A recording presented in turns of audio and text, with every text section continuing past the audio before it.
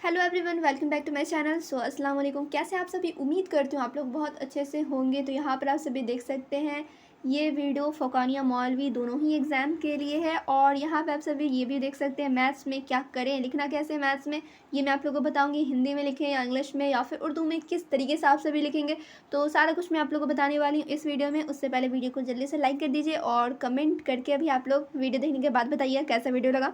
तो यहाँ पे मैं आप लोगों को टिप्स भी बताऊंगी जिससे आप सभी 80 प्लस स्कोर कर सकें, जैसा कि यहाँ पे मैं लिख चुकी हूँ। ठीक है, वीडियो को मैं शुरू करती हूँ।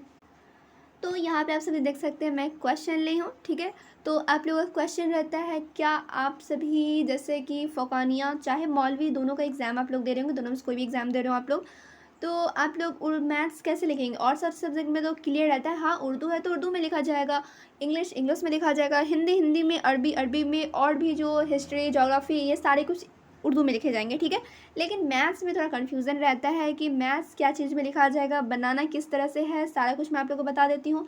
तो मैथ्स जैसे यहाँ पे आप लोग सवाल देखिए, सवाल क्या चीज़ में, तो उर्दू में सवाल दिया गया है। जैसे यहाँ पे सवाल देखिए, एपी के पहले एन और एन अरकान का हासिल जमा कैसे दरियाफ्त कीजिएगा। ठीक है, तो ये एक सवाल है।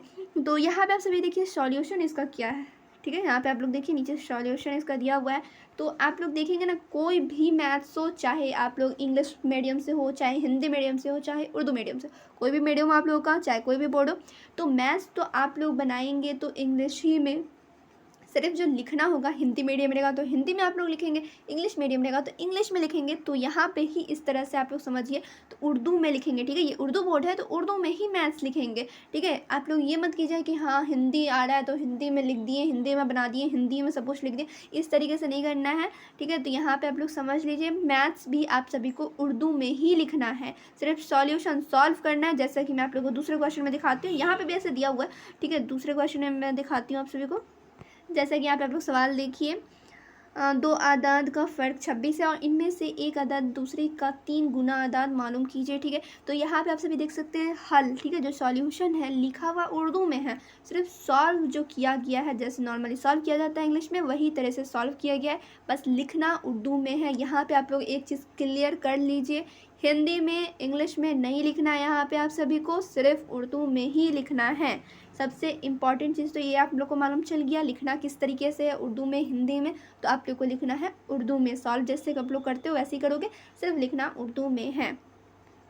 मैथ्स में एक चीज़ और है। ठीक है, यहाँ पे मैं आप लोग को बता देती हूँ, डेफिनेशन। ठीक है, हर एक सब्जेक्ट मतलब हर एक चैप्टर में आप सभी को कुछ ना कुछ डेफिनेशन देखने को मिलेंगे। जैसे कि कोई कोई चैप्टर होता है उसमें कुछ ज़्यादा ही डेफिनेशन होते हैं।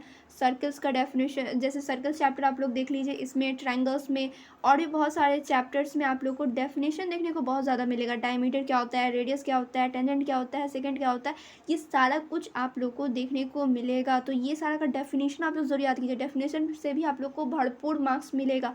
दो चीज़ तो मैथ्स में आप लोग को कम से कम याद होना ही चाहिए, एक तो हर एक चैप्टर का डेफिनेशन याद होना चाहिए। ठीक है, सारा जैसे सर्कल्स में जितने भी डेफिनेशन है सब याद कर लीजिए।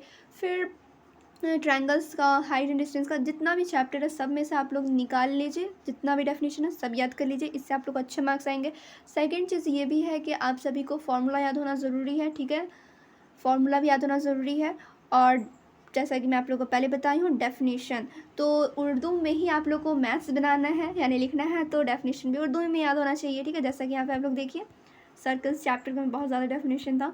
तो यहाँ पे आप लोग देखिए डायमीटर। ठीक है, डायमीटर जिसे कतर कहा जाता है, व्यास हिंदी में कहा जाता है। ठीक है, तो यहाँ पे आप सभी देख सकते हैं, डेफिनेशन भी उर्दू में याद होना चाहिए। इंग्लिश में, हिंदी में तो सबको याद ही रहता है, लेकिन उर्दू में यहाँ पे आप सभी को लिखना होगा।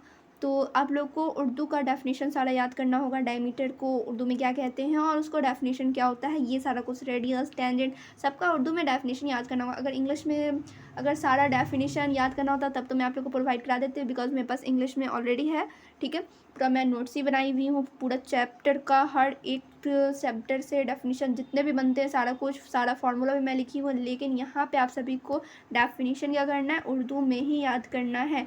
तो मैं तो वीडियो में आप लोग को जो भी क्वेश्चन कराती हूँ वहाँ पे जो जो इम्पॉर्टेंट चीज़ रहता है वो सब बता देती हूँ, डेफिनेशन भी कराई हूँ। ठीक है, तो आप लोग वीडियो देखिए और सारा डेफिनेशन ज़रूर याद कर लीजिए।